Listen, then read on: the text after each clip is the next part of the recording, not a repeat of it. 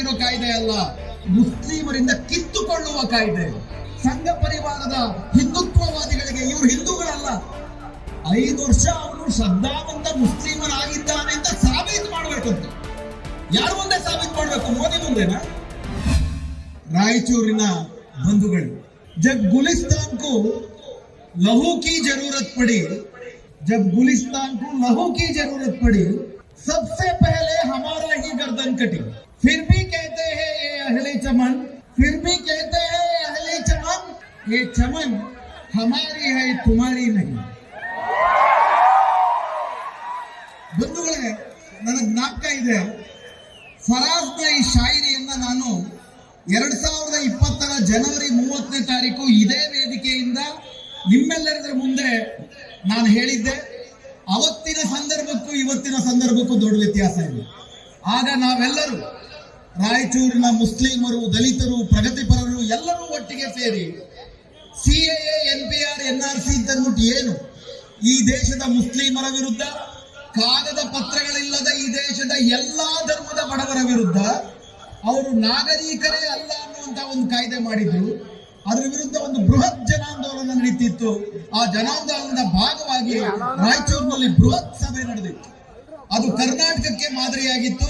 ಯಾಕಂದ್ರೆ ಅದು ಕೇವಲ CAA ವಿರುದ್ಧ ಮಾತ್ರ ಆಗಿರ್ಲಿಲ್ಲ, NPR, NRC ವಿರುದ್ಧನೂ ಆಗಿತ್ತು. ಕೇವಲ ಮುಸ್ಲಿಮರು ಮಾಡಿದಂತ ಹೋರಾಟ ಆಗಿರ್ಲಿಲ್ಲ.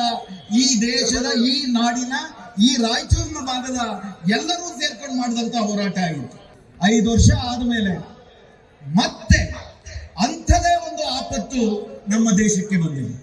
ಸ್ನೇಹಿತರೆ, ಏನೊಂದು ವಕ್ಫ್ ತಿದ್ದುಪಡಿ ಕಾಯ್ದೆ 2025, ವಕ್ಫ್ ಅಮೆಂಡ್ಮೆಂಟ್ ಆಕ್ಟ್ 2025 ಅಂತ ಬಂದಿದೆ, ಅದು ಕೇವಲ ಮುಸ್ಲಿಮರನ್ನು ಮಾತ್ರ ಗುರಿ ಇಟ್ಕೊಂಡು ಮಾಡ್ತಿರೋ ಕಾಯ್ದೆ ಅಲ್ಲ. ಕೇವಲ ಮುಸ್ಲಿಮರು ಮಾತ್ರ ಇದನ್ನು ವಿರೋಧಿಸಬಾರದು. ಅದು ಈ ದೇಶದ ನ್ಯಾಯದ ವಿರುದ್ಧ ನಡೀತಿರೋ ಹೋರಾಟ, ನ್ಯಾಯದ ಮೇಲೆ ಈ ಅನ್ಯಾಯವಂತರು ಮಾಡ್ತಿರುವಂತ ಯುದ್ಧ, ಈ ದೇಶದ ಸಂವಿಧಾನದ ಮೇಲೆ ಸಂವಿಧಾನ ದ್ರೋಹಿಗಳು ಮಾಡ್ತಿರುವಂತ ಯುದ್ಧ. ಹೀಗಾಗಿ ನಾವೆಲ್ಲರೂ ಹಿಂದೆಂದಿಗಿಂತಲೂ ಐಕ್ಯತೆಯಿಂದ ಈ ದೇಶವನ್ನ, ಈ ಸಂವಿಧಾನವನ್ನ ಹಾಗೂ ವಕ್ಫನ್ನ ರಕ್ಷಿಸಿಕೊಳ್ಳುವ ಅಗತ್ಯ ಇದೆ. ಸಂಕ್ಷಿಪ್ತವಾಗಿ ಈ ವಕ್ಫ್ ತಿದ್ದುಪಡಿ ಕಾಯ್ದೆ ಏನ್ ಹೇಳುತ್ತೆ, ಅವರ ಉದ್ದೇಶ ಏನು ಅನ್ನೋದನ್ನ ನಿಮ್ಮ ಮುಂದೆ ಇಡ್ತೀವಿ. ವಕ್ಫ್ ತಿದ್ದುಪಡಿ ಕಾಯ್ದೆ ಎನ್ನುವಂಥದ್ದು 2024 ಇವರ ಚುನಾವಣೆಯಲ್ಲೂ ಅಜೆಂಡಾ ಆಗಿರಲಿಲ್ಲ. ಅದನ್ನ ನಾವು ಅರ್ಥ ಮಾಡ್ಕೋಬೇಕು. 2024 ಚುನಾವಣೆಯಲ್ಲಿ ಇಸ್ ಬಾರ್ 400 ಕಿ ಪಾರ್ ಅಂತ ಹೇಳ್ಬಿಟ್ಟು ಅವರೆಲ್ಲ ತುಂಬಾ ವಿಶ್ವಾಸ ಹೊಂದಿದ್ರು. ವಿಶೇಷವಾಗಿ ಉತ್ತರ ಭಾರತದ ಮುಸ್ಲಿಮರು, ದಲಿತರು, ತಳವರ್ಗದ ಹಿಂದೂಗಳು ಎಲ್ಲರೂ ಒಟ್ಟಿಗೆ ಸೇರಿ ಸಂವಿಧಾನ ಬದಲಾಯಿಸ್ತೀವಿ ಅಂತಿದ್ದಂತ ಈ ಸಂಘ ಪರಿವಾರದ ಹಿಂದುತ್ವವಾದಿಗಳಿಗೆ, ಇವರು ಹಿಂದೂಗಳಲ್ಲ, ಇವರು ಬ್ರಾಹ್ಮಣವಾದಿಗಳು, ಸಂಘಿಗಳು, ಫ್ಯಾಸಿಸ್ಟರು, ಇವ್ರಿಗೂ ಹಿಂದೂಗಳಿಗೂ ಸಂಬಂಧ ಇಲ್ಲ. ಹಿಂದೂಗಳನ್ನ ದುರ್ಬಳಕೆ ಮಾಡ್ಕೊತಾರೆ. ಹಿಂದೂ ಮುಸ್ಲಿಮರಲ್ಲಿ ಬಿಕ್ಕಟ್ಟನ್ನ, ಒಡಕನ್ನ ತರುವುದಕ್ಕೆ ಹಿಂದೂ ಮಾತಾಡ್ತಾರೆ ಅವರು. ಆದ್ರೆ ಅವರೇ ಅಸಲಿ ಹಿಂದೂ ವಿರೋಧಿಗಳಾಗಿದ್ದಾರೆ.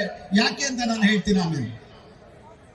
ಯಾವಾಗ ಇವರು ಸಂವಿಧಾನ ಬದಲಾಯಿಸ್ತೀವಿ ಅಂತ ಹೊರಟ್ರು, ಅವ್ರಿಗೆ 400 ಸೀಟ್ ಬಂದ್ರೆ ಸಂವಿಧಾನ ಬದಲಾಯಿಸೇ ಬಿಡ್ತಾರೆ ಅನ್ನೋ ಆತಂಕದಿಂದ ಉತ್ತರ ಭಾರತದ ದಮನಿತರು, ಮುಸ್ಲಿಮರು ಎಲ್ಲರೂ ಒಟ್ಟಾಗಿ ಅವ್ರಿಗೆ ಈ ಬಾರಿ 400 ಸೀಟ್ ಇರಲಿ, 2019 ಬಂದಷ್ಟು ಸೀಟ್ ಕೊಡ್ಲಿಲ್ಲ. ಅನಿವಾರ್ಯವಾಗಿ ತೆಲುಗು ದೇಶಂ ಪಕ್ಷ ನಿತೀಶ್ ಕುಮಾರ್ನ JDU-ನ 2 ಕ್ರಷರ್ ಇಟ್ಕೊಂಡು ಇವತ್ತು ಸರ್ಕಾರ ನಡೆಸೋ ಪರಿಸ್ಥಿತಿ ಬಂದು. ಆಗ ಅರ್ಥ ಮಾಡ್ಕೊಳ್ಬೇಕು ಸ್ನೇಹಿತರೆ, ನಾವು ಚಪ್ಪಾಳೆ ತಟ್ಟುವುದರಿಂದ, ಆವೇಶದಿಂದ ಸಿಲ್ಲಿ ಹಾಕೋದ್ರಿಂದ, ಕೇವಲ ನಾಯಕರುಗಳನ್ನು ನಂಬೋದ್ರಿಂದ ನಮ್ಮ ಸಮಸ್ಯೆಗಳು ಬಗೆಹರಿಯೋದಿಲ್ಲ. ನಮ್ಮ ಸಮಸ್ಯೆಗಳನ್ನ ನಾವು ಅರ್ಥ ಮಾಡ್ಕೋಬೇಕು. ನಮ್ಮಂತೆ ದಮನಿತರಾಗಿರೋರ ಜೊತೆ ಒಂದಾಗಿ ನಾವು ಹೋರಾಟ ಮಾಡಬೇಕು. ಅದೇ ನಮ್ಮ ಪರಿಹಾರದ ಮಾರ್ಗ. ಆಗ ಏನ್ ಮಾಡಿದ್ರು ಇವರು, ಮುಸ್ಲಿಮರ ವಿರುದ್ಧ ಇಡೀ ದೇಶವನ್ನ ಕಟ್ಟಬೇಕು ಅಂತಂದ್ರೆ ಮೊದಲಿಂದಲೂ ಅವರ ಹತ್ರ 3 ಅಜೆಂಡಾ ಇತ್ತು. ಮೊದಲನೇದು ಬಾಬ್ರಿ ಮಸೀದಿಯನ್ನ ಕೆಡವಿ ರಾಮ ಮಂದಿರ ಕಟ್ಟಬೇಕು ಅಂತ. ಅದ್ರ ಮೇಲೆ 30 ವರ್ಷ ರಾಜಕಾರಣ ಮಾಡಿದ್ರು. ರಾಮ ಮಂದಿರ ಕಟ್ಟಿಬಿಟ್ರು, ಆ ಅಜೆಂಡಾ ಮುಗಿದೋಯ್ತು. ಅದಾದ್ಮೇಲೆ ಕಾಶ್ಮೀರದಲ್ಲಿ ಆರ್ಟಿಕಲ್ 370 ರದ್ದು ಮಾಡಬೇಕು ಅಂತಿದ್ರು. ಅದನ್ನು ಕೂಡ ಸದನದಲ್ಲಿ ವಿರೋಧ ಪಕ್ಷಗಳ ಪರೋಕ್ಷ ಸಹಕಾರದೊಂದಿಗೆ ಅದನ್ನು ಜಾರಿಗೆ ತಂದಿತ್ತು. ಯೂನಿಫಾರ್ಮ್ ಸಿವಿಲ್ ಕೋಡ್, ಸಮಾನ ನಾಗರಿಕ ಸಂಹಿತೆಯನ್ನ ಜಾರಿಗೆ ತರ್ತೀವಿ ಅಂದ್ರು. ಕೆಲವು ರಾಜ್ಯಗಳಲ್ಲಿ ಈಗಾಗಲೇ ಜಾರಿಗೆ ಬರ್ತಿದೆ. ಈ ದೇಶದಲ್ಲಿ ಮುಸ್ಲಿಮರನ್ನ ಶತ್ರುಗಳು ಅಂತ ಗುರುತಿಸೋದಕ್ಕೆ ಅವ್ರು ಏನೇನು ಅಜೆಂಡಾ ಇಟ್ಕೊಂಡ್ ಬಂದಿದ್ರು ಅದೆಲ್ಲವೂ ಮುಗಿದೋಗ್ತಾ ಬಂತು.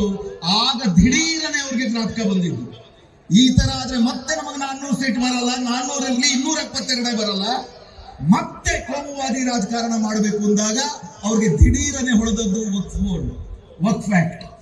ನಿಮಗೆ ಗೊತ್ತಿದೆ, ಯಾವ ಚರ್ಚೆನೂ ಆಗಿಲ್ಲ.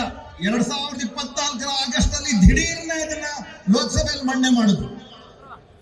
ಇದು ಅವರನ್ನು ಬೆಂಬಲಿಸ್ತಿದ್ದಂತ ಜೆಡಿಯುಗೂ ಗೊತ್ತಿರಲಿಲ್ಲ, ಟಿಡಿಪಿಗೂ ಗೊತ್ತಿರಲಿಲ್ಲ. ಆಗ ಸದನದಲ್ಲಿ ಚರ್ಚೆ ಆದಾಗ ಅದನ್ನ ಜೆಪಿಸಿ ಸೇರಿಸಿ, ಜೆಪಿಸಿ ಇದ್ದವರು ಯಾರು? ಹಿಂದಿನ 30 ಜನರಲ್ಲಿ 20 ಜನ ಬಿಜೆಪಿನವರು, 10 ಜನ ವಿರೋಧ ಪಕ್ಷಗಳಿದ್ದರು ಸದಸ್ಯರು. ಎಲ್ಲ ಮಾಡಿ ಒಂದು ನಾಟಕವನ್ನ ಆಡಿ ಈಗ ಒಂದು ಕಾಯ್ದೆ ತಂದಿದ್ದಾರೆ. ಏನ್ ಹೇಳುತ್ತೆ ಆ ಕಾಯ್ದೆ? ವಕ್ಫ್ ಅಂದ್ರೆ ಏನು? ಸಾರಾಂಶದಲ್ಲಿ ಈ ಕಾಯ್ದೆನಲ್ಲಿ 4 ಭಾಗಗಳಿದ್ದಾವೆ. ಅವರು ಆ ಕಾಯ್ದೆಗೆ ಒಂದು ಹೆಸರಿಟ್ಟಿದ್ದಾರೆ, unified Waqf act for management, efficiency, empowerment and development. ಆ ಮೂರನ್ನು ಸೇರಿಸಿದ್ರೆ ಉಮೀದ್ ಅಂತ ಆಗುತ್ತೆ. ಉಮೀದ್ ಅಂದ್ರೆ ಏನಪ್ಪಾ ಅಂದ್ರೆ ಭರವಸೆ ಅಂತ. ಬಿಜೆಪಿ ಮಾಡೋ ನಾಟಕ ಏನಪ್ಪಾ ಅಂದ್ರೆ ಅವ್ರ ಹೆಸರಿಡೋದೊಂದು, ಮಾಡೋದು ಅದಕ್ಕೆ ತದ್ವಿರುದ್ಧ. ಉದಾಹರಣೆಗೆ ಅವ್ರೇನು ಮಾಡಿದ್ರು, ಹಿಂದೂ ಮುಸ್ಲಿಮರು, ವಯಸ್ಕ ಹಿಂದೂ ಮುಸ್ಲಿಮರು, ಬೇರೆ ಬೇರೆ ಜಾತಿನವರು, ಬೇರೆ ಬೇರೆ ಧರ್ಮಗಳು ಮದುವೆ ಆಗಬಾರದು ಅಂತ ಒಂದು ಕಾಯ್ದೆ ಮಾಡಿದ್ರು. ಅಥವಾ ನಾನು ವಯಸ್ಕನಾದ ಮೇಲೆ ನನ್ನ ಇಷ್ಟ ಬಂದ ಧರ್ಮವನ್ನ ನನಗೆ ಸ್ವೀಕರಿಸುವಂತ ಹಕ್ಕು ಸಂವಿಧಾನ ಕೊಡುತ್ತೆ, ಅದನ್ನ ತಡೆಯುವಂತ ಮತಾಂತರ ನಿಷೇಧ ಕಾಯ್ದೆ ಅಂತ ಒಂದು ಮಾಡಿದ್ರು. ಆ ಮತಾಂತರ ನಿಷೇಧ ಕಾಯ್ದೆಗೆ ಅವರ ಹೆಸರಿಟ್ಟಿದ್ದೇನಪ್ಪಾ ಅಂದ್ರೆ ಮತಾಂತರ ಸ್ವಾತಂತ್ರ್ಯ ಕಾಯ್ದೆ ಅಂತ, ಫ್ರೀಡಮ್ ಆಫ್ ರಿಲಿಜನ್ ಆಕ್ಟ್. ಅದ್ ಮಾಡೋದೇನು? ಜನರ ಧಾರ್ಮಿಕ ಸ್ವಾತಂತ್ರ್ಯವನ್ನ ಹರಣ ಮಾಡುವಂತ ಆಸ್ತಿಗಳಿಂದ ಮುಸ್ಲಿಮರಿಂದ ಕಿತ್ತುಕೊಳ್ಳುವ ಕಾಯ್ದೆ. ಒಂದು ಇಸ್ಲಾಂನ ಮೇಲೆ ಮಾಡ್ತಿರೋ ದಾಳಿ, ಇನ್ನೊಂದು ಮುಸ್ಲಿಮರ ಆಸ್ತಿಪಾಸ್ತಿಗಳ ಮೇಲೆ ಮಾಡ್ತಿರೋ ದಾಳಿ, ಮೂರನೇದು ಮುಸ್ಲಿಮರನ್ನು ಅಸ್ತಿತ್ವದ ಮೇಲೆ, ಅವರ ಧಾರ್ಮಿಕ ಆಚರಣೆ ಮೇಲೆ ಮಾಡ್ತಿರೋ ದಾಳಿ. ಎಲ್ಲಕ್ಕಿಂತ ಮುಖ್ಯವಾಗಿ ಈ ದೇಶದ ಸಂವಿಧಾನ ಆರ್ಟಿಕಲ್ 13, ಆರ್ಟಿಕಲ್ 25, ಆರ್ಟಿಕಲ್ 26, ಆರ್ಟಿಕಲ್ 29 ಮೂಲಕ ಈ ದೇಶದಲ್ಲಿ ಹುಟ್ಟಿದ ಪ್ರತಿಯೊಬ್ಬ ಪ್ರಜೆಗೂ ಕೂಡ ತಮ್ಮ ತಮ್ಮ ಧರ್ಮವನ್ನ ಆಚರಿಸುವುದಕ್ಕೆ, ತಮ್ಮ ಧರ್ಮಾನುಸಾರವಾದಂತ ಸಂಸ್ಥೆಗಳನ್ನ ಕಟ್ಟಿಕೊಳ್ಳುವುದಕ್ಕೆ, ಆ ಸಂಸ್ಥೆಯನ್ನ ನಿರ್ವಹಣೆ ಮಾಡುವುದಕ್ಕೆ ಏನು ಸಂವಿಧಾನ ಮೂಲಭೂತ ಹಕ್ಕು ಕೊಡುತ್ತೆ, ಆ ಮೂಲಭೂತ ಹಕ್ಕು ಮೇಲೆ ಮಾಡ್ತಿರುವಂತ ದಾಳಿ. ಇದಿಲ್ಲಿಗೆ ನಿಲ್ಲೋದಿಲ್ಲ. ನಿಮಗೆ ಗೊತ್ತಿರಬಹುದು, ವಕ್ಫ್ ಕಾಯ್ದೆ ಪಾಸ್ ಆದ ಮಾರನೇ ದಿನ RSS ನ ಒಂದು ಪತ್ರಿಕೆ ಇದೆ, ಆರ್ಗನೈಸರ್ ಪತ್ರಿಕೆಯಲ್ಲಿ ಬರೆದ್ರು, ಈ ದೇಶದ ಜಮೀನುಗಳು ಜಾಸ್ತಿ ಇರೋದು ಮುಸ್ಲಿಮರ ಹತ್ರ ಅಲ್ಲ, ಕ್ರಿಶ್ಚಿಯನ್ರ ಹತ್ರ ಅಂತ ಮಾರನೇ ದಿವಸನೇ ಮಾಡಿದ್ರು. ಇದಿಲ್ಲಿಗೆ ನಿಲ್ಲೋದಿಲ್ಲ. Next Christian. ಮೊನ್ನೆ ನಿಮಗೆ ಜ್ಞಾಪಕ ಇರಬಹುದು, ಗುಲ್ಬರ್ಗದಲ್ಲಿ, ಬೆಂಗಳೂರಿನಲ್ಲಿ ಬೌದ್ಧರು ತುಂಬಾ ದೊಡ್ಡ ಹೋರಾಟ ಮಾಡ್ತಿದ್ದಾರೆ ಕಳೆದ ಒಂದು 10 ವರ್ಷದಿಂದ. ಗಯಾದಲ್ಲಿ ಬೌದ್ಧ ಗಯಾ ಅಂತಿದೆ, ಬೌದ್ಧರ ವಿಹಾರ ಇದೆ. ಆ ಬೌದ್ಧರ ವಿಹಾರದ ಆಡಳಿತ ಮಂಡಳಿಯಲ್ಲಿ 11 ಜನ ಇದ್ರೆ ಕಡ್ಡಾಯವಾಗಿ 6 ಜನ ಹಿಂದೂಗಳನ್ನ ಸೇರಿಸಿದ್ದಾರೆ. ಬೌದ್ಧರ ಮೇಲೆ ದಾಳಿ ನಡೀತಿದೆ. ಈ ದೇಶದ ಮಧ್ಯಪ್ರದೇಶದ ಆದಿವಾಸಿಗಳಿದ್ದಾರೆ, ಅವ್ರದ್ದೊಂದು ತಮ್ಮದೇ ಆದಂತ ಸರ್ನ ಅಂತ ಒಂದು ಧರ್ಮ ಇದೆ. ಯಾವ ಕಾರಣಕ್ಕೂ ನೀವು ಆ ಧರ್ಮವನ್ನ ಆಚರಿಸಬಾರದು, ನೀವು ಹಿಂದೂಗಳು ಅಂತ ಅವ್ರ ಮೇಲೆ ಹೇರಿಕೆ ಮಾಡ್ತಿದ್ದಾರೆ. ಕೇವಲ ಮುಸ್ಲಿಮರ ಮೇಲೆ ಮಾಡ್ತಿರೋ ದಾಳಿ ಅಲ್ಲ, ಇದು ಪ್ರಾರಂಭ. ಆದ್ದರಿಂದ ಮುಸ್ಲಿಮೇತರರೆಲ್ಲರೂ ಮುಸ್ಲಿಮರ ಜೊತೆ ಸೇರಿಕೊಂಡು ಮೊದಲು ವಕ್ಫ್ ತಿದ್ದುಪಡಿ ಕಾಯ್ದೆಯನ್ನು ಸೋಲಿಸುವಂತದ್ದು ಈ ದೇಶವನ್ನು ಉಳಿಸುವ ಒಂದು ಹೋರಾಟದ ಭಾಗವೇ ಆಗಿದೆ. ಏನ್ ಮಾಡ್ತಿದ್ದಾರೆ ಅವರು? ನಿಮಗೆಲ್ಲ ಗೊತ್ತಿದೆ, ವಕ್ಫ್ ಅಂತಂದ್ರೆ ಒಬ್ಬ ಮುಸ್ಲಿಂ ತನ್ನ ಆಸ್ತಿಪಾಸ್ತಿಯನ್ನ ತನ್ನ ಧರ್ಮದ ಶ್ರದ್ಧೆಯ ಭಾಗವಾಗಿ ಕೊಡುವಂತಹ ದಾನ. ವಕ್ಫ್ ಅಂದ್ರೆ ಅರಬ್ಬಿನಲ್ಲಿ ಅಂತಿಮವಾದದ್ದು. ಬೇರೆ ಬೇರೆ ಧರ್ಮಗಳಲ್ಲೂ ಒಡೆತನ ಇದೆ, ಟ್ರಸ್ಟ್ ಮಾಡ್ಕೋತಾರೆ. ಟ್ರಸ್ಟ್ ಅಲ್ಲಿ ಒಡೆತನ ಒಬ್ಬರಿಂದ ಇನ್ನೊಬ್ಬರಿಗೆ ವರ್ಗಾವಣೆ ಆಗುತ್ತೆ. ಆದ್ರೆ ವಕ್ಫ್ ಅಲ್ಲಿ ಒಡೆತನ ಅಲ್ಲ. ಒಂದ್ಸತಿ ಅಲ್ಲಾ ಹೆಸರಿನಲ್ಲಿ ನೀವು ವಕ್ಫ್ ಅನ್ನ ಮಾಡಿದ್ರೆ, ಸುಪ್ರೀಂ ಕೋರ್ಟ್ 1998ರಲ್ಲೇ ಹೇಳಿದೆ, once a Waqf is always a Waqf. ಒಂದ್ಸತಿ ವಕ್ಫ್ ಅಂತ ದೇವರ ಹೆಸರಿನಲ್ಲಿ ನೀವು ದಾನ ದತ್ತಿ ಮಾಡಿದ್ರೆ ಅದು ದೇವರ ಒಡೆತನಕ್ಕೆ ಸೇರಿದ್ದು. ಅದನ್ನ ನೀವೇನಾದ್ರೂ ಮಾಡಬೇಕು ಅಂದ್ರೆ ಸಮುದಾಯಕ್ಕೆ ಉಪಯೋಗಕರವಾದದ್ದು ಮಾಡಬೇಕು. ಈಗ ಸಮುದಾಯಕ್ಕೆ ಉಪಯೋಗಕರವಾಗಿ ಮುತಾವಲ್ಲಿಗಳು ಮಾಡ್ತಿದಾರ ಆ ಪ್ರಶ್ನೆ ಬೇರೆ. ಆದ್ರೆ ಇದು ಒಬ್ಬ ಮುಸ್ಲಿಂ, ಶ್ರದ್ಧಾವಂತ ಮುಸ್ಲಿಂ ಮಾಡುವಂತಹ ಒಂದು ಧಾರ್ಮಿಕ ಕ್ರಿಯೆ. ಇದು ತುಂಬಾ ಮುಖ್ಯವಾದದ್ದು. ಇದನ್ನ ಯಾತಕ್ಕೆ ಇಸ್ಲಾಂ ಮೇಲೆ ಮಾಡ್ತಿರೋ ದಾಳಿ ಅಂತ ಹೇಳ್ತೀನಿ ಅಂದ್ರೆ, ಇದು ಧರ್ಮದ ಭಾಗ ಆದ್ರೆ, ಮುಸ್ಲಿಮರ ಧರ್ಮದ ಭಾಗವಾಗಿ ವಕ್ಫ್ ಇರುವುದಾದರೆ ಸಂವಿಧಾನ ಆರ್ಟಿಕಲ್ 26 ಮತ್ತು ಆರ್ಟಿಕಲ್ 29 ಪ್ರಕಾರ ವಕ್ಫ್ ಬೋರ್ಡ್ ಅನ್ನು ರಚಿಸಿಕೊಳ್ಳುವುದಕ್ಕೆ, ವಕ್ಫ್ ಮಾಡುವುದಕ್ಕೆ ಮತ್ತು ಮುಸ್ಲಿಮರೇ ಅದನ್ನು ನಿಯಂತ್ರಿಸುವುದಕ್ಕೆ ಸಂವಿಧಾನ ಹಕ್ಕು ಕೊಡುತ್ತೆ. ಈಗ RSS ನವರು, ಮೋದಿ ಸರ್ಕಾರ ಏನ್ ಮಾಡ್ತಿದೆ, ಇದಕ್ಕೂ ಇಸ್ಲಾಂಗೂ ಸಂಬಂಧನೇ ಇಲ್ಲ.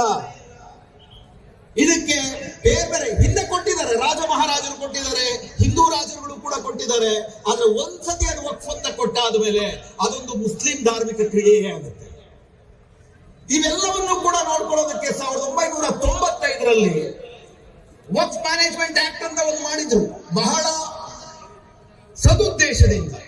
ಈ ದೇಶದಲ್ಲಿರೋ ವಕ್ಫ್ ಅನ್ನ ಕಾಪಾಡುವುದಕ್ಕೆ, ವಕ್ಫ್ ಅನ್ನ ಜನರ ಪರವಾಗಿ, ಸಮುದಾಯದ ಪರವಾಗಿ ಬಳಸುವುದಕ್ಕೆ ಕಾಯ್ದೆಗಳನ್ನ ಮಾಡಿದ್ರು.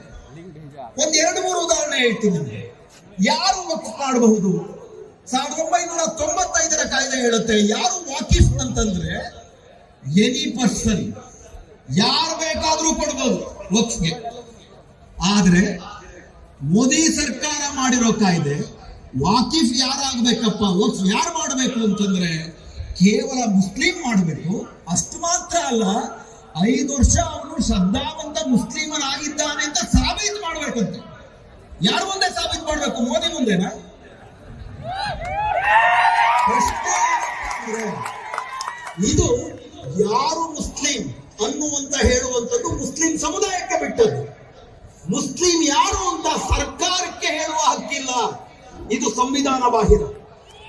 ನಾನು ಮುಸ್ಲಿಂ ಅಂದ್ರೆ ನಾನು ಮುಸ್ಲಿಂ, ಅದು ನನ್ನ ಆಯ್ಕೆ. ಆರ್ಟಿಕಲ್ 25ರ ಪ್ರಕಾರ ಸರ್ಕಾರ ಮಧ್ಯಪ್ರವೇಶ ಮಾಡಿ ನೀನ್ 5 ವರ್ಷ ಮುಸ್ಲಿಂ ಆಗಿ ಆಚರಣೆ ಮಾಡಿದ್ಯಾ ಅಂದ್ರೆ ನಾನು ಕಲಮಾ ಓದ್ತೀನಾ ಇಲ್ವಾ, ನಾನು ಹಜ್ಗೆ ಹೋಗ್ತೀನಾ ಇಲ್ವಾ, ನಾನು ರಂಜಾನ್ ನಲ್ಲಿ ಜಕಾತ್ ಕೊಡ್ತೀನಾ ಇಲ್ವಾ, ಇದನ್ನೆಲ್ಲ ಪೊಲೀಸ್ ಇಟ್ಟು, ಪ್ರತಿ ಮನೆ ಮುಂದೆ ಪೊಲೀಸ್ ಇಟ್ಟು ಇವ್ರು ಕಾಯ್ತಾರ.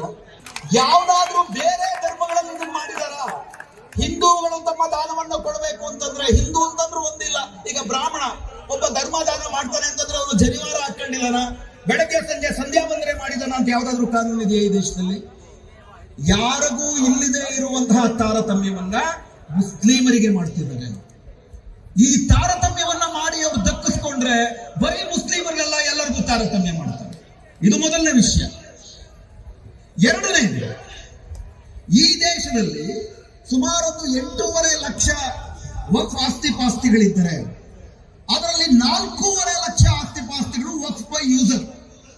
ಅಂದ್ರೆ ಈ ದೇಶದಲ್ಲಿ 400-800 ವರ್ಷಗಳಿಂದಲೂ ಕೂಡ ರಾಜರು, ಮುಸ್ಲಿಂ ಸಮಾಜಕ್ಕೆ ಸೇರಿದಂತ ಶ್ರೀಮಂತರು, ಬಡವರು ಎಲ್ಲರೂ ವಕ್ಫ್ ಮಾಡ್ತಾ ಬರ್ತಿದ್ರು.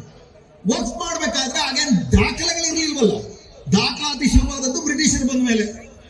ಸ್ವಾತಂತ್ರ್ಯ ಬಂದ ಮೇಲೆ 1986ರಲ್ಲಿ ಜನನ ಮರಣವನ್ನ ದಾಖಲೆ ಮಾಡುವುದು ಕಡ್ಡಾಯ ಅಂತಾಯ್ತು. ಜನನ ಮತ್ತು ಮರಣ. ನಿಮ್ಮಲ್ಲಿ ಎಷ್ಟು ಜನ ಜನನ ಮರಣ ದಾಖಲೆ ಮಾಡಿದಿರ? ಕೈ ಎತ್ತಿ ನೋಡೋಣ. 86ಕ್ಕೆ ಬಂತು ಕಾಯ್ದೆ. ನಿಮ್ಮ ಹುಟ್ಟು ಮತ್ತು ನಿಮ್ಮ ಸಾವನ್ನ ದಾಖಲೆ ಮಾಡೋದು ಇವತ್ತಿಗೂ 60% ಜನ ಮಾಡೋದಿಲ್ಲ. ಇನ್ನು 600 ವರ್ಷದ ಹಿಂದೆ, 800 ವರ್ಷದ ಹಿಂದೆ ಯಾರೋ ವಕ್ಫ್ ಮಾಡಿಕೊಟ್ಟಿದ್ರೆ ಅದಕ್ಕೆ ನೀವು ದಾಖಲೆ ಎಲ್ಲಿಂದ ತರ್ತೀರಿ? ಅದು ಬಳಕೆಯಿಂದ ವಕ್ಫ್ ಆಗಿದ್ರೆ, ಪರಂಪರಾಗತವಾಗಿ ಅದು ವಕ್ಫ್ ಆಗಿ ನಡ್ಕೊಂಡು ಬಂದಿದ್ರೆ ಅದು ವಕ್ಫ್ ಬೈ ಯೂಸರ್. ಅಯೋಧ್ಯ ಜಡ್ಜ್ಮೆಂಟ್ ಅಲ್ಲಿ ಅವರು ಎಷ್ಟೇ ಅನ್ಯಾಯ ಮಾಡಿದ್ರು ಕೂಡ ಪರಂಪರಾಗತವಾಗಿ ಬಾಬ್ರಿ ಮಸೀದಿ ಎನ್ನುವಂಥದ್ದು ವಕ್ಫ್ ಬೈ ಯೂಸರ್ ಆಗಿತ್ತು ಅಂತ 200 ಪುಟಗಳ ಕಾಲ ಜಡ್ಜ್ಮೆಂಟ್ ಕೊಡ್ತಾರೆ. ಅಂತ ವಕ್ಫ್ ಬೈ ಯೂಸರ್ಗೆ ಈ ಸರ್ಕಾರ ತಂದಿರೋ ತಿದ್ದುಪಡಿ ಏನಪ್ಪಾ ಅಂತಂದ್ರೆ, ಇನ್ನು ಮುಂದೆ ಈಗಾಗಲೇ ದಾಖಲೆ ಆಗಿರೋದಿರ್ಬೋದು ಅಥವಾ ದಾಖಲೆ ಆಗಿಲ್ದಿರೋದಿರ್ಬೋದು, ಇನ್ನು ಮುಂದೆ ನೀವು ವಕ್ಫ್ ಮಾಡಿದವರು ಯಾರು, ಅವನ ಅಡ್ರೆಸ್ ಏನು, ಅವನ ಹೆಸರೇನು ಅನ್ನೋ ತೋರಿಸ್ಲಿಲ್ಲ ಅಂದ್ರೆ ಮುತಾವಲಿ, ಅದು ವಕ್ಫ್ ಆಗೋದಿಲ್ಲ. ಒಂದ್ಸತಿ ವಕ್ಫ್ ಬೈ ಯೂಸರ್ ಅಲ್ಲ ಅಂತಂದ್ರೆ ಈ ದೇಶದಲ್ಲಿರುವ ಸುಮಾರು ಅರ್ಧದಷ್ಟು ವಕ್ಫ್ ಆಸ್ತಿಪಾಸ್ತಿಗಳು ಸರ್ಕಾರ ಕಸಿದುಕೊಳ್ಳುತ್ತೆ. ಹೊಸ ಇನ್ನೊಂದು ಕಾಯ್ದೆಯ ಪ್ರಕಾರ ಇನ್ನು ಮುಂದೆ ಜಿಲ್ಲಾಧಿಕಾರಿನೇ ಸಾರ್ವಭೌಮ. ಸರ್ಕಾರದ ಆಸ್ತಿ ಅಂತ ಅವ್ರಿಗೆ ಅನ್ಸಿದ್ರೆ ವಕ್ಫ್ ಅಂತ ಅವನು ಡಿಕ್ಲೇರ್ ಮಾಡಬಹುದು. ಈಗ ನನಗೂ ನಿಮ್ಗೂ ತಗಾದೆ ಇದೆ ಅಂದ್ರೆ ನ್ಯಾಯಾಲಯ ತೀರ್ಮಾನ ಮಾಡಬೇಕು. ಆದ್ರೆ ಸರ್ಕಾರ ವಕ್ಫನ್ನ ಕಸಿದ್ರೆ ಅದನ್ನ ಸರ್ಕಾರನೇ ತೀರ್ಮಾನ ಮಾಡಬೇಕು ಅಂತ ಕಾಯ್ದೆ ಬಂದಿದೆ. ಎಲ್ಲಕ್ಕಿಂತ ಭೀಕರವಾದದ್ದು ಏನಪ್ಪಾ ಅಂದ್ರೆ ವಕ್ಫ್ ಬೋರ್ಡ್ ಅಲ್ಲಿ, ಸೆಂಟ್ರಲ್ ವಕ್ಫ್ ಕೌನ್ಸಿಲ್ ಇದುವರ ತನಕ ಮುಸ್ಲಿಮರು ಮಾತ್ರ ಇರಬೇಕು ಅಂತಿತ್ತು. ಈಗೇನ್ ಮಾಡಿದರೆ ಸೆಂಟ್ರಲ್ ವಕ್ಫ್ ಬೋರ್ಡ್ ಅಲ್ಲಿ ಮತ್ತು ರಾಜ್ಯದ ಸ್ಟೇಟ್ ವಕ್ಫ್ ಬೋರ್ಡ್ಗಳಲ್ಲಿ ಕಡ್ಡಾಯವಾಗಿ ಇಬ್ಬರು ಮುಸ್ಲಿಮೇತರು ಇರಬೇಕು ಅಂತ ಮಾಡಿದ್ದಾರೆ. ಬೇರೆ ಯಾವುದೇ ಧರ್ಮಕ್ಕೆ ಅದನ್ನು ಮಾಡಿದ್ರು. ಅಷ್ಟು ಮಾತ್ರ ಅಲ್ಲ, 22 ಜನ ಸೆಂಟ್ರಲ್ ವಕ್ಫ್ ಕೌನ್ಸಿಲ್ ಅಲ್ಲಿ ಇದ್ರೆ 10 ಜನ ಮಾತ್ರ ಕಡ್ಡಾಯವಾಗಿ ಮುಸ್ಲಿಮರು. ಸ್ಟೇಟ್ ವಕ್ಫ್ ಬೋರ್ಡ್ ಅಲ್ಲಿ 11 ಜನ ಕಡ್ಡಾಯವಾಗಿ ಸದಸ್ಯರಿದ್ರೆ ಕೇವಲ 4 ಜನ ಮಾತ್ರ ಮುಸ್ಲಿಮರು. ಅಂದ್ರೆ ವಕ್ಫ್ ಬೋರ್ಡ್ಗಳು ಸೆಂಟ್ರಲ್ ವಕ್ಫ್ ಕೌನ್ಸಿಲ್ಗಳು ಕೂಡ ಮುಸ್ಲಿಮರಿಂದ ಕಿತ್ಕೊಳ್ತಿದ್ದಾರೆ. ಹೇಳಕ್ ಮಾತ್ರ ಎಂಪವರಿಂಗ್ ವಕ್ಫ್ ಬೋರ್ಡ್ ಅಂತ ಹೆಸರಿಡ್ತಾರೆ. ಲೋಕಸಭೆನಲ್ಲಿ ಪಾಸ್ ಆಗಿ ರಾಜ್ಯಸಭೆಗೆ ಹೋಗ್ಬೇಕಾದ್ರೆ 2 ಸೇರಿಸ್ಬಿಟ್ಟು ಇನ್ನು ಮುಂದೆ ಅದೇನಾದ್ರೂ ನ್ಯಾಷನಲ್ ಮಾನ್ಯುಮೆಂಟ್ ಅಂತ ಆಗಿದ್ರೆ ಅದು ವಕ್ಫ್ ಆಗೋದಿಲ್ಲ. ಸಂಬಾಲ್ ಅಂತ ಉತ್ತರ ಪ್ರದೇಶದಲ್ಲಿ ನಡೀತಿರೋದು ನಿಮ್ಗೆ ಗೊತ್ತಿರಬಹುದು. ಈ ತರ ಪುರಾತನವಾದಂತಹ ಹಲವಾರು ಮಸೀದಿಗಳಿದ್ದಾವೆ. ಆ ಪುರಾತನ ಮಸೀದಿ ಅನ್ನೋ ಕಾರಣಕ್ಕೆ ನೀವು ಅದನ್ನು ವಕ್ಫ್ ಅಲ್ಲ ಅಂದ್ರೆ ಅಲ್ಲಿ ನಮಾಜ್ ಮಾಡಕ್ಕಾಗೋದಿಲ್ಲ, ಅದನ್ನು ಕಿತ್ಕೊಳ್ತಾರೆ. ಇನ್ನೊಂದು ಸೇರಿಸಿದರೆ ಆದಿವಾಸಿ ಜಮೀನುಗಳು 5th ಶೆಡ್ಯೂಲ್ ಅಲ್ಲಿ ಇದ್ರೆ ಆದಿವಾಸಿಗಳು ಮುಸ್ಲಿಮರಾಗಿದ್ರೆ ಅವರು ವಕ್ಫ್ ಮಾಡೋಂಗಿಲ್ಲ. ಅಂದ್ರೆ ಸಾರಾಂಶದಲ್ಲಿ ಇದು ಕಿತ್ಕೊಳ್ಳೋದು, ಮುಸ್ಲಿಮರಿಂದ ಅವರ ಆಸ್ತಿಪಾಸ್ತಿಗಳನ್ನ ಕಿತ್ಕೊಳ್ಳೋದು, ಮುಸ್ಲಿಮರನ್ನ ಶತ್ರುಗಳಾಗಿ ಮುಂದಿಡೋದು, ಬಗೆಯಾದಂತ ಸುಳ್ಳು ವದಂತಿಗಳನ್ನ ಇಟ್ಟಿದ್ದಾರೆ. ನೀವು ಯಾರಾದ್ರೂ ವಕ್ಫ್ ಬೋರ್ಡ್ ಬಂದು ಇದು ನಂದು ವಕ್ಫ್ ಆಗ್ಬಿಟ್ರೆ ಅದು ವಕ್ಫ್ ಆಗ್ಬಿಡುತ್ತೆ ಅಂತ ಹೇಳಿ, ಮತ್ತೆ ವಕ್ಫ್ ಬೋರ್ಡ್ ಅಲ್ಲಿ ವಕ್ಫ್ ಟ್ರಿಬ್ಯುನಲ್ ಅಲ್ಲಿ ತೀರ್ಮಾನ ಆದ್ರೆ ಅದು ಹೈಕೋರ್ಟ್ ಅಲ್ಲಿ ಪ್ರಶ್ನೆ ಮಾಡಂಗಿಲ್ಲ ಅಂತ ಹೇಳಿ ಸುಳ್ಳುಗಳು ಹೇಳಿದ್ದಾರೆ. ಕರ್ನಾಟಕದ ಹೈಕೋರ್ಟಿನಲ್ಲಿ 886 ತಗಾದೆಗಳು ಇನ್ನೂ ನಡೀತಾ ಇದೆ ವಕ್ಫ್ ಬೋರ್ಡ್ ವಕ್ಫ್ ಟ್ರಿಬ್ಯುನಲ್ ತೀರ್ಮಾನ ಮಾಡಿದ ನಂತರ. ಸ್ನೇಹಿತರೆ, ಇನ್ನೊಂದು ವಿಷಯ ಹೇಳಿ ನಾನು ಮುಗಿಸ್ತೇನೆ. ಅಂತಿಮವಾಗಿ ಇವತ್ತು ಈ ಕೇಸು ಸುಪ್ರೀಂ ಕೋರ್ಟ್ ಮುಂದಿದೆ. ಸುಪ್ರೀಂ ಕೋರ್ಟ್ ಮಧ್ಯಂತರ ಆದೇಶವನ್ನ ಇನ್ನೂ ಕೊಟ್ಟಿಲ್ಲ. ಅದು ಇನ್ನೂ ಸಂವಿಧಾನದ ಉಚ್ಚಪೀಠಕ್ಕೆ ಹೋಗಬಹುದು. ಆದರೆ ಕೋರ್ಟಿನ ಮುಂದೆ ಮೋದಿ ಸರ್ಕಾರ ಮಾಡಿರುವಂತ ವಾದ ಏನಪ್ಪಾ ಅಂತಂದ್ರೆ, ಒಂದು ಸತಿ ಸಂಸತ್ತಿನಲ್ಲಿ ತೀರ್ಮಾನವಾದಂತಹ ಕಾಯ್ದೆಗಳನ್ನ ಸುಪ್ರೀಂ ಕೋರ್ಟ್ ತಡೆ ಹಿಡಿಬಾರದು. ಇದೆಂತ ಅಪಾಯಕಾರಿ ಅಂತ ನೀವು ನೋಡಿ. ಸುಪ್ರೀಂ ಕೋರ್ಟ್ ಅಲ್ಲಿ ದಲಿತರ ವಿರುದ್ಧ ಕಾಯ್ದೆ ಮಾಡ್ತಾರೆ, ಮಹಿಳೆಯರ ವಿರುದ್ಧ ಕಾಯ್ದೆ ಮಾಡ್ತಾರೆ. ಸಂಸತ್ತು ಸುಪ್ರೀಂ ಅಲ್ಲ, ಈ ದೇಶದಲ್ಲಿ ಸಂವಿಧಾನ ಸುಪ್ರೀಂ. ಸಂಸತ್ತು ಸುಪ್ರೀಂ ಅಲ್ಲ, ಸುಪ್ರೀಂ ಕೋರ್ಟ್ ಸುಪ್ರೀಂ ಅಲ್ಲ, ಈ ದೇಶದ ಸಂವಿಧಾನ ಸುಪ್ರೀಂ. ಸಂವಿಧಾನ ಕೊಟ್ಟಿರುವ ಮೂಲಭೂತ ಹಕ್ಕುಗಳು ಸುಪ್ರೀಂ. ಆದರೆ ಮೋದಿ ಸರ್ಕಾರ ಸಂಸತ್ತು ಸುಪ್ರೀಂ ಅಂತ ಹೇಳ್ತಿದೆ, ಮೋದಿ ಸುಪ್ರೀಂ ಅಂತ ಹೇಳ್ತಿದೆ. ಮೋದಿ ಮುಸ್ಲಿಮರ ಮೇಲೆ, ಕ್ರಿಶ್ಚಿಯನ್ನರ ಮೇಲೆ, ಬೌದ್ಧರ ಮೇಲೆ, ಜೈನರ ಮೇಲೆ, ಕಾರ್ಮಿಕರ ಮೇಲೆ, ರೈತರ ಮೇಲೆ, ಮಹಿಳೆಯರ ಮೇಲೆ, ದಲಿತರ ಮೇಲೆ ಅದೇ ಸರ್ಕಾರ ದಾಳಿ ಮಾಡ್ತಿದೆ. ಆ ಕಾರಣಕ್ಕಾಗಿ ಒಂದು ಕಡೆ ಅನ್ಯಾಯ ನಡೆದ್ರೆ ಮಿಕ್ಕಿದವರು ನಾವೆಲ್ಲರೂ ಕೂಡ ಒಂದಾಗಿ ಅದನ್ನ ಆ ಅನ್ಯಾಯನ ತಡಿಬೇಕಾಗುತ್ತೆ. ಹಾಗೇನೆ ಇವತ್ತು ವಕ್ಫ್ ಅನ್ನುವಂಥದ್ದು ಕೇವಲ ಮುಸ್ಲಿಮರ ಮೇಲೆ ಮಾಡ್ತಿರೋ ದಾಳಿ ಅಲ್ಲ, ಇದರಿಂದ ಪ್ರಾರಂಭಗೊಂಡು ದೇಶದ ಮೇಲೆ ಮಾಡ್ತಿರೋ ದಾಳಿ. ಈ ತರ ನಾವು ಒಟ್ಟಾಗಿ ಐಕ್ಯತೆಯಿಂದ ನಾವು ಹೋರಾಟ ಮಾಡಲಿಲ್ಲ ಅಂದ್ರೆ, 2ನೇ ಪ್ರಪಂಚ ಯುದ್ಧದಲ್ಲಿ ಜರ್ಮನಿನಲ್ಲಿ ಹಿಟ್ಲರ್ ಏನ್ ಮಾಡಿದ್ರು? ಹಿಟ್ಲರ್ ಕಮ್ಯುನಿಸ್ಟರನ್ನ ಕೊಂದ, ಯಹೂದಿಗಳನ್ನ ಕೊಂದಾಗ ಇದು ನಮಗೆಲ್ಲ ಬಿಡುವಂತ ನಾವು ಸುಮ್ಮನಾದ್ವಿ. ಆಮೇಲೆ ಏನಾಯ್ತು ಅಂತ ಒಬ್ಬ ಮಾರ್ಟಿನ್ ನೆವ್ಯುಲರ್ ಅನ್ನುವ ಪಾದ್ರಿ ಹೇಳಿದ. ಅದನ್ನ ಹೇಳಿ ನನ್ನ ಮಾತು ಮುಗಿಸ್ತೀನಿ. ಮೊದಲು ಅವರು ಯಹೂದಿಗಳನ್ನು ಹುಡುಕಿ ಬಂದರು. ನಾನು ಸುಮ್ಮನಿದ್ದೆ, ಏಕೆಂದರೆ ನಾನು ಯಹೂದಿಯಾಗಿರಲಿಲ್ಲ. ನಂತರ ಅವರು ಮುಸ್ಲಿಮರನ್ನು ಹುಡುಕಿ ಬಂದರು. ನಾನು ಸುಮ್ಮನಿದ್ದೆ, ಏಕೆಂದರೆ ನಾನು ಮುಸ್ಲಿಮನಾಗಿರಲಿಲ್ಲ. ನಂತರ ಅವರು ಕಮ್ಯುನಿಸ್ಟರನ್ನು ಹುಡುಕಿ ಬಂದರು. ನಾನು ಸುಮ್ಮನಿದ್ದೆ, ಏಕೆಂದರೆ ನಾನು ಕಮ್ಯುನಿಸ್ಟ್ ಆಗಿರಲಿಲ್ಲ. ನಂತರ ಅವರು ಕೆಥೋಲಿಕರನ್ನು ಹುಡುಕಿ ಬಂದರು. ಆಗಲೂ ಸುಮ್ಮನಿದ್ದೆ, ಏಕೆಂದರೆ ನಾನು ಕೆಥೋಲಿಕನಾಗಿರಲಿಲ್ಲ. ನಂತರ ಅವರು ನನ್ನನ್ನೇ ಹುಡುಕಿ ಬಂದರು. ಆಗ ನನ್ನ ಬಗ್ಗೆ ಧ್ವನಿ ಎತ್ತುವವರು ಯಾರೂ ಇರಲಿಲ್ಲ. ಹಾಗಾಗೋದು ಬೇಡ. ಮತ್ತೊಮ್ಮೆ ನಾವು ಒಗ್ಗೂಡಿ, ಇದು ಕೇವಲ ಮುಸ್ಲಿಮರಲ್ಲ, ಇಡೀ ದೇಶ ನಾವೆಲ್ಲರೂ ಒಂದು ಹಮ್ ಏಕ ಎಂದುಬಿಟ್ಟು ಕೂಗುವಂತಹ ಸಂದರ್ಭ.